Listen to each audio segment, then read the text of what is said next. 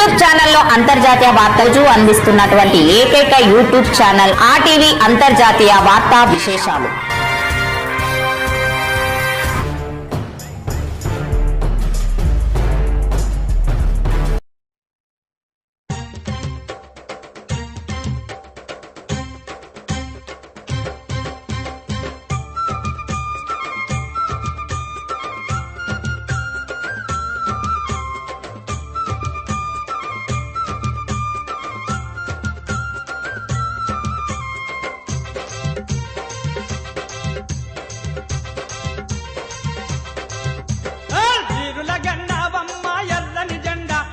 పుత్రుల గన్నావమ్మ ఎర్రని జెండా, వీరుల గన్నావమ్మ ఎర్రని జెండా, వీర పుత్రుల గన్నావమ్మ ఎర్రని జెండా.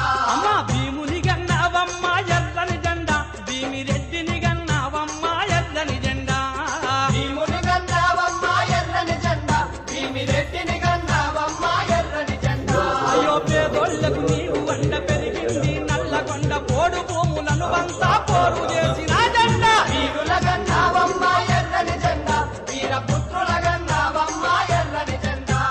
భీముని గన్నావమ్మ ఎర్రని జెండా, భీమిరెడ్డిని గన్నావమ్మ ఎర్రని జెండా.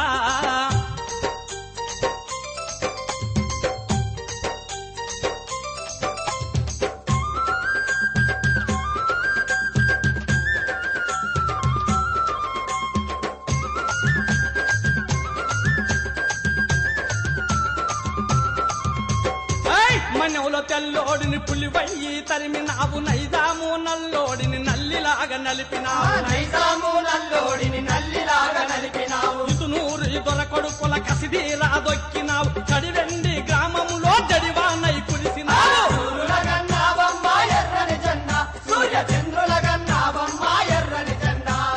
భీముని గన్నావమ్మ ఎర్రని జెండా, భీమిరెడ్డిని గన్నావమ్మ ఎర్రని జెండా.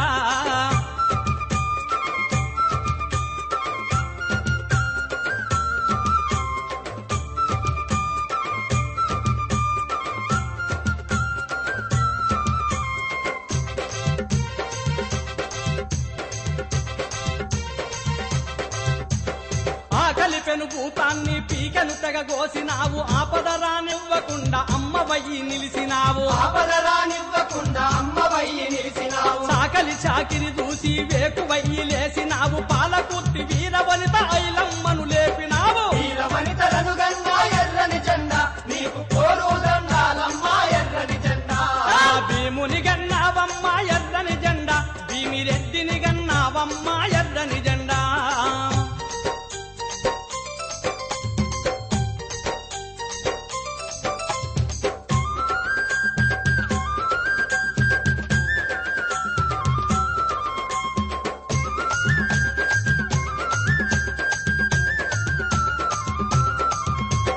బానిస సంఖ్యలు ఎంత పోరుదండు అయినావు, వందగి ఆశను నింప ముందుబడి నడిసినావు, వందగి ఆశను నింప ముందుబడి నడిసినావు. మందిని కూడేసుకొని మహాసభలు పెట్టినావు, బంది అయిన భూమి గుంజి అందరికీ పంచినావు. యోధుల గన్నావమ్మ ఎర్రని జెండా, యోధుల గన్నావమ్మ ఎర్రని జెండా. అమ్మా భీముని గన్నావమ్మ ఎర్రని జెండా, భీమిరెడ్డిని గన్నావమ్మ ఎర్రని జెండా.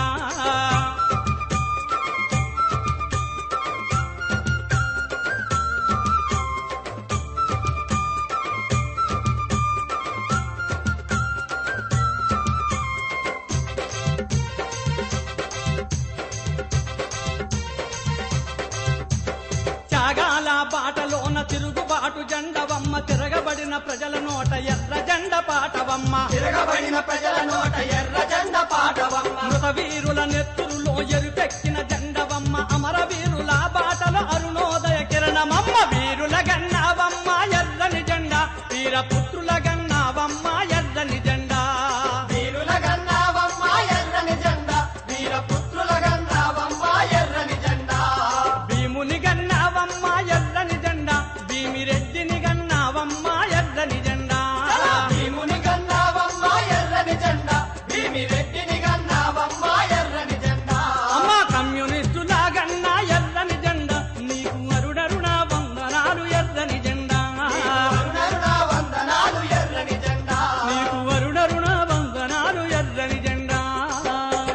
కాడిగల్ల భాస్కర్, వేదిక మీద ఉన్న మస్తాన్ రెడ్డి గారు, చంద్రారెడ్డి గారు, ప్రమీల గారు, హరిబండి గారు, రామచందరు, ముసలయ్య, అదే రకంగా శోభను, ఈ క్లాసుల్లో పాల్గొంటున్న వివిధ జిల్లాల నాయకులు అందరికీ పేరు పేరున నమస్కారం. 3 రోజులు, ఈ రోజు నుంచి 3 రోజుల పాటు మన రాష్ట్ర శిక్షణా తరగతులు జరుగుతాయి. ఈ తరగతులలో ఈరోజు 2 క్లాసులు, ఒకటి జాతీయ అంతర్జాతీయ రాష్ట్ర పరిస్థితులు. ఒక బలమైనటువంటి ఉద్యమం జరిగినటువంటి ప్రాంతాల్లో, ముఖ్యంగా 5 రాష్ట్రాలలో దాని ప్రభావం ఫలితంగా బీజేపీకి తగిన గుణపాఠం చెప్పడం జరిగింది.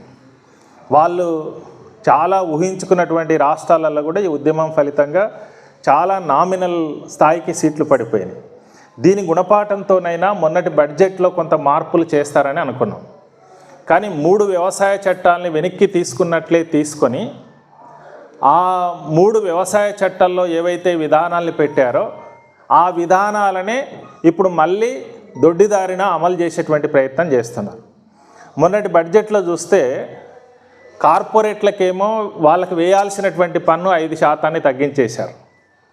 రైతాంగానికి ఎరువులకు ఇస్తున్నటువంటి సబ్సిడీలను మాత్రం కోత పెట్టారు. ఉపాధి హామీకి కోత పెట్టారు. అదే సందర్భంలో వ్యవసాయ రంగంలో జరుగుతున్నటువంటి పరిశోధనలు ఏవైతే ఉన్నాయో, మనకున్నటువంటి ఐకార్ ఏదైతే ఉందో, జాతీయ స్థాయి పరిశోధనా సంస్థ వ్యవసాయ రంగంలో, దానికి కేటాయిస్తున్నటువంటి నిధుల్ని ఈరోజు అమెజాను, సింజంటా, బేయర్ అనేటువంటి ప్రైవేట్ సంస్థలకు ఈ నిధుల్ని ఇవ్వడానికి నిర్ణయం చేశారు మొన్నటి బడ్జెట్లో. అంటే మన పరిశోధనా రంగాన్ని కూడా బడా కార్పొరేట్ సంస్థలకు కట్టబెట్టే దానికోసం ఈరోజు కేంద్రంలో అధికారంలో ఉన్నటువంటి బీజేపీ ప్రభుత్వం ప్రయత్నం చేస్తుంది అనేటువంటి స్పష్టంగా కనబడుతుంది. రెండవది, వాళ్ళు రైతాంగానికి రాతపూర్వకంగా ఇచ్చినటువంటి హామీలు ఉన్నాయి. హామీలలో కనీస మద్దతు ధరల చట్టం ఉంది, దాని గురించి ప్రస్తావన లేదు. రుణమాఫీ, అదే సందర్భంలో రుణ విమోచన చట్టం గురించి మనం అడుగుతున్నాం, దాని గురించినటువంటి ప్రస్తావన మొన్నటి బడ్జెట్లో లేదు. అదే సందర్భంలో ఈరోజు ఇన్సూరెన్స్ పంటల బీమా ఏదైతే ఉందో అది కార్పొరేట్ సంస్థలకు ఉపయోగపడే విధంగా ఉంది, దాన్ని మార్చాలని మనం అడుగుతున్నాం. దాని గురించినటువంటి ప్రసంగానికే కాదు, యావత్ భారత ప్రజానీకానికి, ముఖ్యంగా పేద మధ్యతరగతి ప్రజానీకానికి నష్టం చేసేటువంటి విద్యుత్ సవరణ బిల్లు ఉంది. దాన్ని రైతాంగంతో మాట్లాడకుండా మేము పెట్టమని చెప్పి పార్లమెంట్లో పెట్టమని హామీ ఇచ్చారు రాతపూర్వకంగా. దాన్ని ధిక్కరించి ఈరోజు పార్లమెంట్లో పెట్టారు. కాబట్టి ఈ విధానాలన్నింటినీ మరింత లోతుగా ఇప్పటికే కేంద్ర కమిటీ చర్చించింది, కార్యాచరణను కూడా రూపొందించింది. ఆ కార్యాచరణ వాటన్నింటికి సంబంధించి రేపు మన అఖిల భారత ప్రధాన కార్యదర్శి గారు చెప్తారు. ప్రత్యామ్నాయంగా ఏ విధానాలు ఉండాలనేటువంటి విషయం మన రాష్ట్రంలో ముఖ్యంగా ఇచ్చినటువంటి హామీ 2 లక్షల లోపు రుణాల మాఫీ ఏదైతుందో అది అమలు చేసేటువంటి దాంట్లో తెలంగాణ రాష్ట్ర ప్రభుత్వం పూర్తిగా వైఫల్యం చెంది ఉంది. వాళ్ళు ఇచ్చినటువంటి హామీలో కనీసం సగం మందికి కూడా ఈరోజు రుణమాఫీ కానటువంటి పరిస్థితి ఉంది. అదే రకంగా రైతు భరోసా, ఎకరానికి 7,500 పంటకి ఇస్తాము, సంవత్సరానికి 15,000 ఇస్తామని ఇచ్చినటువంటి హామీ ఏదైతుందో అది కూడా ఈరోజు ఖరీఫ్ సీజన్ పూర్తి అయిపోయింది. ఈ సెప్టెంబర్తో ఖరీఫ్ సీజన్ పూర్తి అవుతుంది, 2వ క్రాప్ స్టార్ట్ అవుతుంది. అయినా కానీ రైతు భరోసా డబ్బులు రైతాంగానికి రాలేదు. ఈరోజు మాఫీ గురించి మాట్లాడితే అనేక సాకులు చెప్తున్నటువంటి పరిస్థితి ఉంది. దీని మీద ఇప్పటికే తెలంగాణ రాష్ట్ర వ్యాప్తంగా మండల స్థాయి నుంచి జిల్లా స్థాయి దాకా ఆందోళనలు కొనసాగుతున్నాయి. రేపు భవిష్యత్తులో తెలంగాణ రాష్ట్రంలో కూడా మనం పోరాట కార్యక్రమాన్ని రూపొందించుకోవాలి. ముఖ్యంగా భూ సమస్య మీద వ్యవసాయ కార్మిక సంఘంతో కలిపి పిలుపునిచ్చింది. ఆ సమస్యను కూడా తీసుకొని మన భవిష్యత్తులో ఆందోళన పోరాటాలకు సన్నద్ధమవుదామని చెప్పి మీకు అందరికీ విజ్ఞప్తి చేస్తూ ఈ అవకాశం ఇచ్చినందుకు పేరున ధన్యవాదాలు తెలియజేస్తూ ముగిస్తున్నాను. Thank you. ప్రారంభం సందర్భంగా ఇటీవల కాలంలో అసూలు బాసిన అమరవీరులకు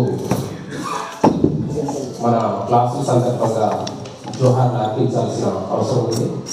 అందులో భాగంగా Vietnam communist party chief comrade Trong July 19న ఆయన చనిపోయారు. వారికి అదే రకంగా పశ్చిమ బెంగాల్ ముఖ్యమంత్రిగా పనిచేసిన కామ్రేడ్ బుద్ధదేవ్ భట్టాచార్య గారు ఈ మధ్య ఆగస్టు 8వ తారీఖున ఆయన కన్నుమూశారు. దీంతో పాటు ఉమ్మడి నల్గొండ జిల్లా మాజీ సర్పంచ్ రాచమల్లు రామచంద్రం గారు ఇటీవల చనిపోవడం జరిగింది ఆగస్టు 9న. అదే రకంగా మాదినేని రామలింగయ్య గారు మాజీ సర్పంచ్ ఖమ్మం జిల్లా జూలై 2వ తారీఖున ఆయన చనిపోవడం జరిగింది వారికి. అదే రకంగా ఉపాధ్యాయ రంగంలో సీనియర్ నాయకులు నల్గొండ జిల్లా కామ్రేడ్ నల్లబెల్లి బలరాం గారు జూలై 18వ తారీఖున మరణించడం జరిగింది వారికి. అదే రకంగా ఎస్కేఎం క్లాసు 2 గంటల 2 వరకు రైతు ఉద్యమంలో కీలక పాత్ర పోషించిన రాయల చంద్రశేఖర్ గారు జూలై 17వ తారీఖున చనిపోవడం జరిగింది వారికి.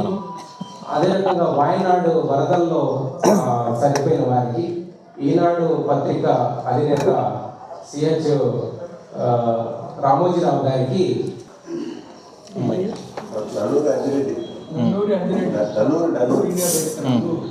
నల్లూరి అంజిరెడ్డి గారు సీనియర్ రైతు నల్గొండ సీనియర్ నాయకుడు వారికి కామ్రేడ్ పుంకి పుల్లయ్య గారు వారికి. అదే రకంగా బెంగాల్లో డాక్టర్ గ్యాంగ్రేప్కు గురై చనిపోవడం జరిగింది వారికి మన క్లాసుల సందర్భంగా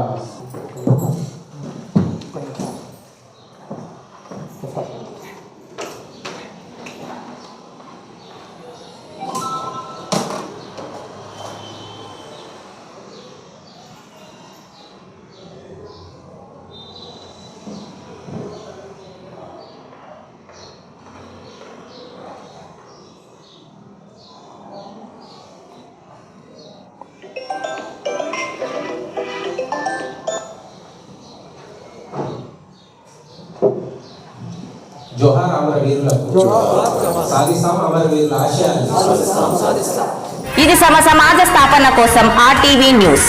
ఈ వీడియో మీకు నచ్చినట్లయితే లైక్ చేయండి, షేర్ చేయండి, సబ్స్క్రైబ్ చేయండి.